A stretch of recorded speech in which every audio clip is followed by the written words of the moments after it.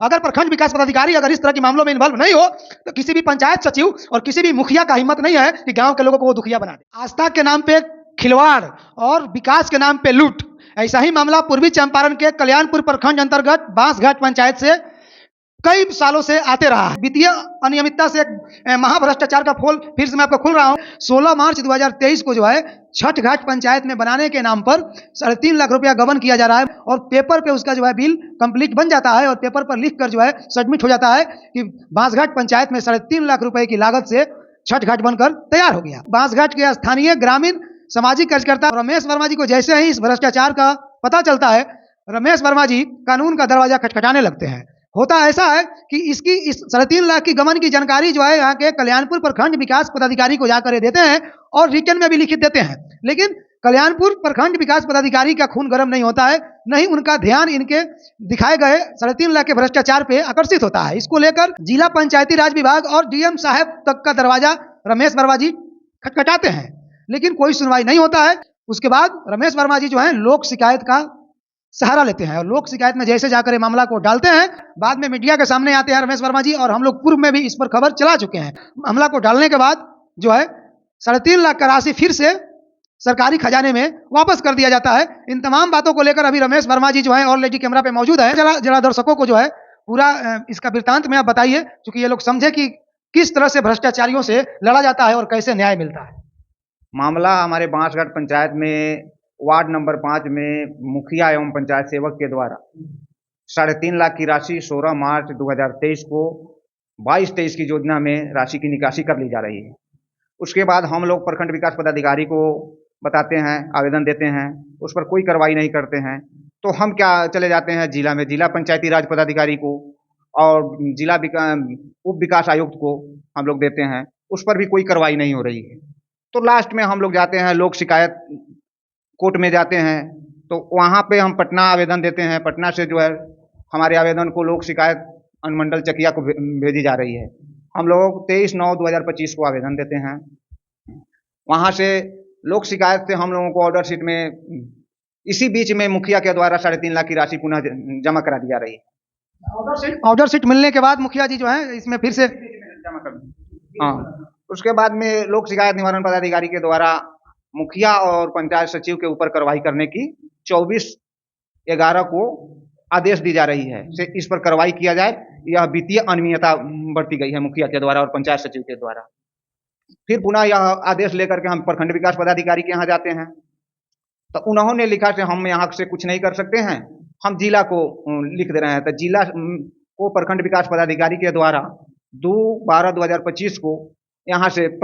जिला पंचायती राज पदाधिकारी को लिखा जाता है से हाँ मुखिया और पंचायत सचिव पर कार्रवाई करने के लिए, लेकिन अभी तक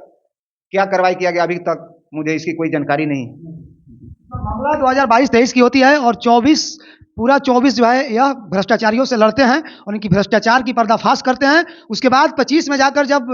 पता चलता है, ऐसा लगता है कि इनके पर्दाफाश करने से भ्रष्टाचारियों के ऊपर कोई प्रभाव नहीं पड़ रहा है, तो ये लोक शिकायत में जाते हैं। लोक शिकायत में जब जाते हैं, जैसे ही लोक शिकायत में जब कोर्ट की एक आदेश पारित होती है, एक ऑर्डर शीट निकलता है, मुखिया जो है और पंचायत सचिव दोनों के ऊपर कानूनी कार्रवाई हो, इस बीच जो है ये लोक शिकायत की जो गोपनीयता है कहीं ना कहीं से भंग होती है और पता चलता है पंचायत सचिव और मुखिया को, और आनंद फानंद में मुखिया जी और पंचायत सचिव मिलकर जो है इस गमन की राशि को फिर से जो है सरकारी खजाने में जमा करवा देते हैं। लेकिन हाँ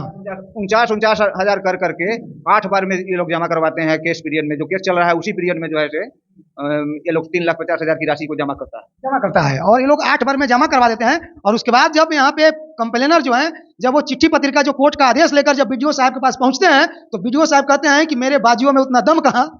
कि मैं एक भ्रष्ट पदाधिकारी और एक भ्रष्ट मुखिया के ऊपर कुछ कार्रवाई कर दूं। मैं जो है यह मामला आपका फॉरवर्ड कर देता हूं जिला पंचायती राज पदाधिकारी को। लेकिन जिला पंचायती राज पदाधिकारी भी ऐसी कुंभकर्णी नींद में सोए हुए हैं जो कोर्ट की आदेश को भी अवहेलना कर रहे हैं। और ये 2025 भी खत्म होने के कगार पे है, 2026 का वेलकम बहुत जल्दी होने वाला है, लेकिन अभी तक एक कोर्ट के आदेश का किस तरह से अवहेलना किया जा रहा है और जिला पंचायती राज पदाधिकारी इस पर कोई अमल नहीं किया है। जबकि कोर्ट का साफ साफ लोक शिकायत का इस पे जो है चिट्ठी निकला हुआ है कि इस पर जो है पंचायत सचिव और मुखिया दोनों के ऊपर जो है कार्रवाई किया जाए। इस बीच ये लोग जो है कार्रवाई से बचने के लिए उस गमन की राशि को जो है वापस कर दिए और इस तरह की खेल खिलवाने में बहुत ही बड़े माहिर हैं यहाँ के प्रखंड विकास पदाधिकारी। चूंकि हम लोगों ने पूर्व में भी कई सारे आवास योजनाओं में जो आयोग लोग थे उनको आवास योजना का लाभ दिलवाए थे, लेकिन जैसे ही इस पे हम लोगों ने पोल खोल अभियान चालू किया भ्रष्टाचार विरोधी मंच के माध्यम से, तो ये प्रखंड विकास पदाधिकारी और इनके आला अधिकारी कर्मचारी मिलकर और उस पैसा को, उस गबन के राशि को फिर से सरकारी खजाने में जमा करवा देते हैं। भ्रष्टाचार किया गया पैसा को सरकारी खजाने में जमा करवाने में माहिर हैं कौन? कल्याणपुर के कल्याणपुर प्रखंड विकास पदाधिकारी। लेकिन सवाल है कि अगर कोई चोर जो है चोरी कर लेता है और चोरी किया हुआ अगर उस संपत्ति को पुनः फिर से जो है संपत्ति मालिक के पास दे देता है, तो क्या उसके ऊपर मुकदमा नहीं होना चाहिए? क्या उसके ऊपर कानूनी कार्रवाई नहीं होना चाहिए? तो ये सब चीज जो है ये चिंता का विषय है। और जिस बिहार में फिर से चुनाव खत्म होने के बाद दोबारा फिर से एनडीए का सरकार बन गया और इसमें सम्राट चौधरी जी को गृह मंत्रालय का बागडोर मिल गया, एक भ्रष्ट पदाधिकारी